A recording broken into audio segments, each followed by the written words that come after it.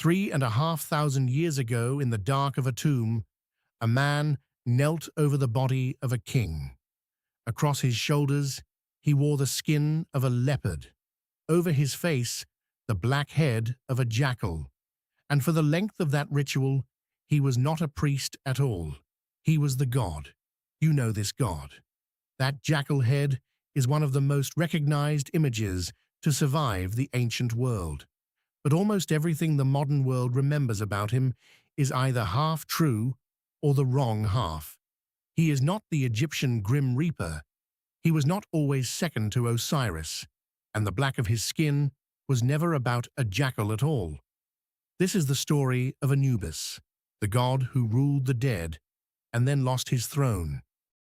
Begin with the face, because the face is where the misunderstanding starts. The Egyptians called him Inpu, a name often traced to a root meaning to decay. Not a threat, a description. This was the god of what happens to a body after death, and the Egyptians did not look away from that. They built a god for it, and that head. For 2 centuries, we have called it a jackal, and you will hear that everywhere, including from me, because it is the convention. But the animal is a genuine puzzle. In 2015, biologists reclassified the creature, long called the Egyptian jackal, as a species of wolf, the African wolf. Some Egyptologists argue that ancient artists were not drawing any single animal at all, but a composite, the sharp ears, the long snout, the lean body of every scavenger that haunted the edge of a cemetery. A god assembled from the things that came for the dead. Then there is the color. He is almost always black, and it is easy to assume that is simply what the animal looked like. It is not. To an Egyptian, black was the color of 2 things at once: the rot of a corpse and the rich black silt the Nile laid across the fields every year when it flooded, the soil that grew the next harvest. Decay and rebirth in a single color. They painted him black, not because he was frightening, but because he stood on the bridge between the end and whatever came after. So what did the god of the dead actually do? Not what you would expect. He did not take life. His work began after it ended. Anubis was, above all, the embalmer, the patron of the men who turned a corpse into something meant to last forever. One of his oldest titles is Imi-Ut, he who is in the place of embalming. When a body was mummified, the chief embalmer wore a jackal mask, and for those hours he became Anubis on earth. And the work he presided over was staggering in its patience. A mummification took around 70 days. The organs were drawn out and sealed in jars, each under the protection of its own spirit. The body was buried in natron salt and left for 40 days until every trace of moisture, the thing that feeds decay, was gone. Then came the wrapping, layer upon layer of linen, amulets hidden between the folds, and over all of it, the masked priest speaking the words that were believed to make it work. The most important of those rites had a name that tells you exactly what they thought they were doing: the opening of the mouth. With the mummy stood upright, the priest touched its face with sacred tools: the mouth, the eyes, the ears. A ritual meant to give the dead body back its senses, so the spirit could breathe again, speak again, taste the offerings left for it. They were not preserving a corpse. In their minds, they were building a vessel a soul could come home to. And the god who stood over all of it was Anubis. There is one more piece of this, strange and vivid, that ties the god to a costume the priests actually wore.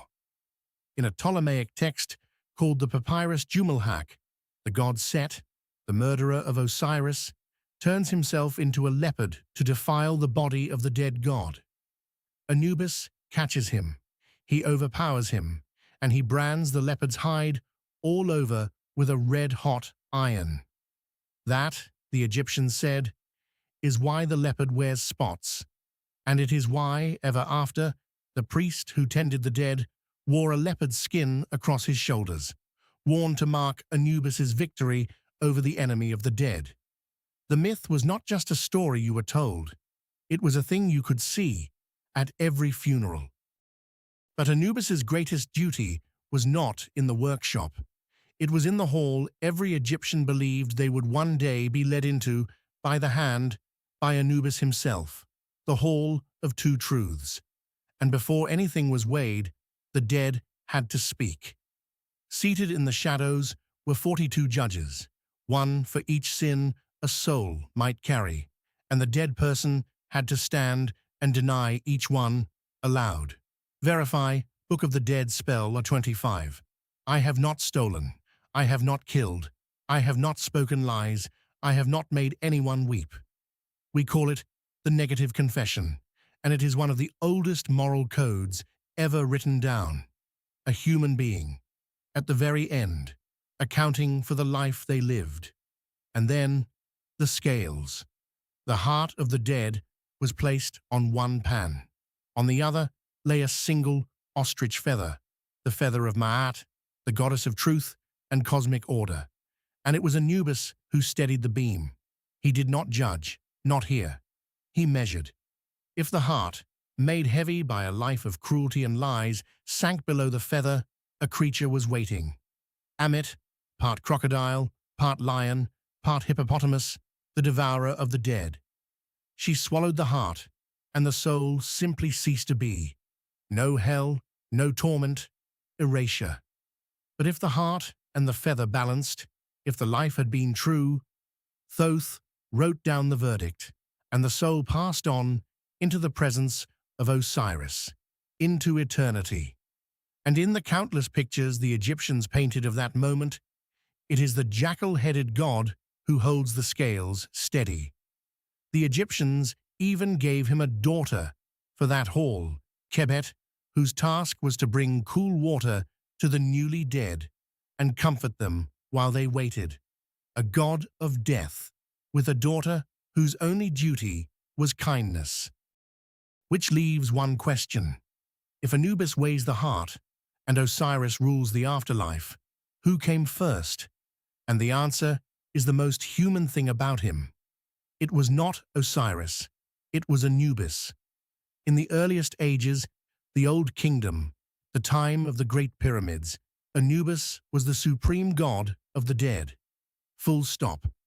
He held the title Kenti Amentiu, foremost of the Westerners, ruler of everyone who had gone west, into death.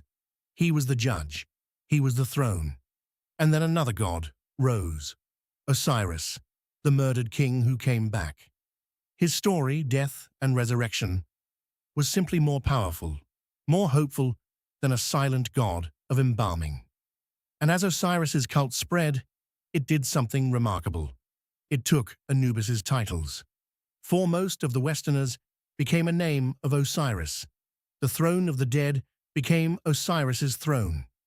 You can watch it happen in the god's own family tree. In the oldest texts, Anubis is the son of Ra, the sun. But by the time Osiris is supreme, the myths have quietly rewritten him into Osiris's son, born to Osiris and Nephthys. The Egyptologist, George Hart, read this exactly as it looks, an older, independent god being folded into the family of the god who replaced him. Anubis was not deleted. He was demoted. From the king of the dead to the loyal servant who prepares the king's body and steadies his scales. And here is the strange part. The Egyptians did not let him fade.